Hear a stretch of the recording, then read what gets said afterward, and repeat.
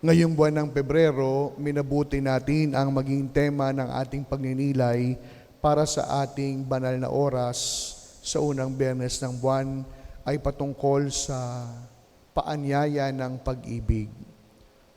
Kung tatanungin ko kayo at sasabihin ko sa inyong taas ang kamay ng marunong magmahal, malamang sasabihin nyo si Father naman. Malamang sasabihin ninyo, sino ba namang tao ang hindi marunong magmahal? Subalit, ang hamon ng ating pagbasa, partikular na ang ating ebanghelyo, ay hindi lamang yung pamantayan ng ating pag-ibig, kundi ang hamon ng ating ebanghelyo ay ang panuntunan ng pag-ibig ng Diyos. Ang paalala sa atin ni Jesus, una, magmahalan tayo. Aaminin ko po sa inyo, madali naman talagang magmahal kapag yung mamahalin mo maganda. Pag yung mamahalin mo mabango. Pag mamahalin mo ay kamukha o kagaya mo. Nahihirapan tayong magmahal kapag yung ating mamahalin hindi na nga maganda, hindi na nga mabango, hindi pa kaibig-ibig. But I believe, my dear friends, that is the very challenge of that invitation to love. Mag-ibigan daw tayo, sabi ni Jesus. At ang pamantayan, yung pag-ibig niya para sa atin. At ano po ba yung pag-ibig ni Jesus para sa atin? Inilalarawan ng mahal na puso ng Panginoon. Yung pag-ibig daw po na handang masaktan. Yung pag-ibig daw po na handang magparaya. Yung pag-ibig daw po na kahit nahihirapan, pumipindig, tumitibok dahil umiibig. At ito po yung unang pagninilaya natin sa ating pamayanan ngayong buwan na ito. Ang paanyaya ng pagmamahal. Alam po ninyo, simula po nung dumating ako sa ating pamayanan, isa lang naman po yung goal ko. Ano po yun? Hindi po yung magkaroon ng kaibigan. Dahil hindi naman fans club yung itinatayo ko.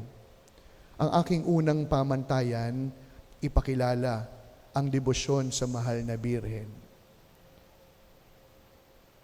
Yung pong pagpapalaganap ng pananampalataya, given na po yun. Pero dahil tayo ay dambana ng mahal na Birhen ng Peña, Francia, yun po yung unang goal. Paano ba ipapakilala si Inang Peña? Paano ba ipapakilala ang debosyon sa kanya? Kaya nga po, alam niyo, ito po yung palagi kong pamantayan. Ano mang ating gagawin, ano mang ating pasisimulan, ano mang ating proyekto na gagawin, laging ang tanong, pag ba ginawa namin to, makikilala ang mahal na Birhen? Pag ba ito yung pinili namin, mapapalaganap ba yung debosyon sa kanyang karangalan? It has always been like that. No? Bakit ba tayo may ayuda?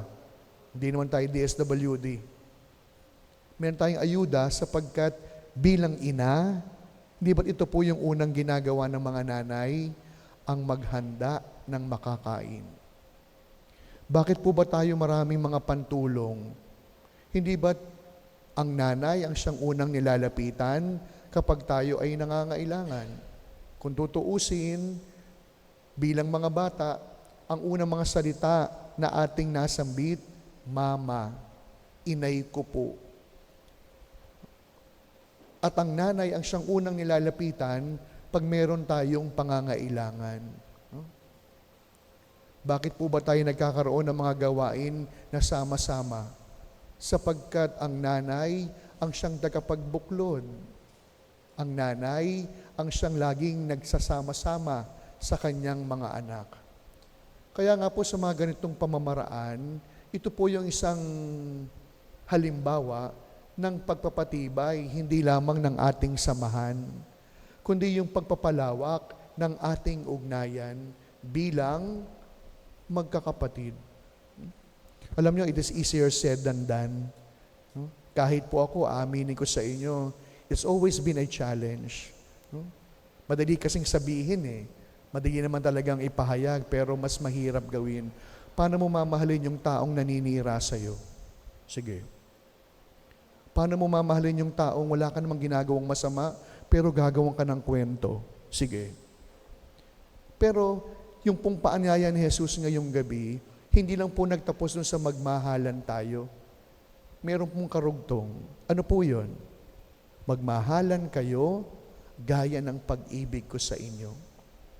Ibig sabihin, yung pagmamahal daw po natin, kagaya ng kung paano tayo minamahal. Kaya alam nyo, aminin ko po sa inyo, magtatatlong taon na ako, yung po palagi, no, yung hindi lamang challenge, kundi palagi kong pinapaalala sa akin sarili. Lagi kong isinisiksik sa aking isip. Pag po may mga problema po tayong pinagdadaanan, pag may mababalitaan akong sumama ang loob sa akin, no, dahil sa mga desisyon na kinakailangan nating gawin, ang una kong iniisip, binigay ito ng Diyos sa akin. Alam nyo, kayo, tabi-tabi po, no? Madali naman po kayong umiwas sa akin eh. Huwag lang ho kayong magsimba, hindi tayo magkikita. Pag may galit kayo sa akin, huwag lang ho tayo magkasalubong, hindi tayo magpapang-abot. Pero ako bilang pare, hindi ko pwedeng gawin yon. Hindi ko pwedeng sabihin, si Sister Toyang nandyan, hindi na ako magmimisa. Diba?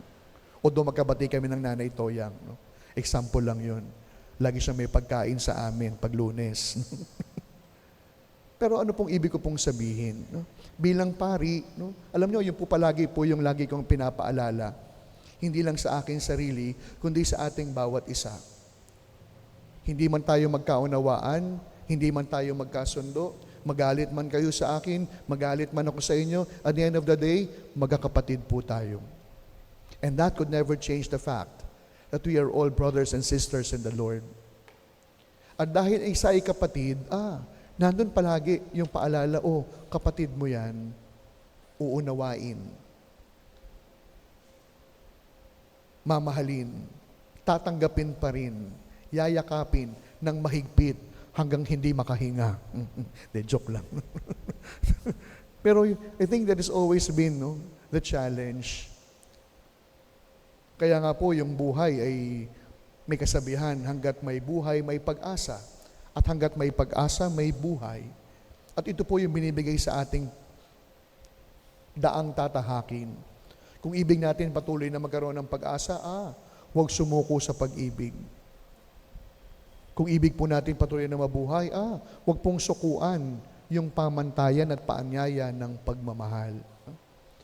At makikita natin sa bandang dulo, ang nagtatagumpay, hindi naman yung matapang, hindi naman yung maton, hindi naman yung maraming kinukwento sa kapwa. Ang nagtatagumpay, yung pumipili sa daan ng pagmamahal.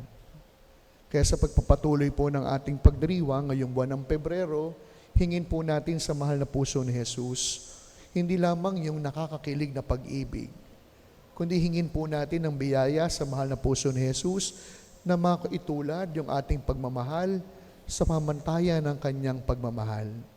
Magmahal kahit nasasaktan, magmahal kahit nahihirapan, magmahal kahit pamasakit. Sapagkat sa bandang dulo ng lahat ng ito, ang nagbaw ang wawagi, ang nananatili, walang iba kung hindi ang pag-ibig. Amen. Amen. Manatili po tayong nagninilay ng ilang sandali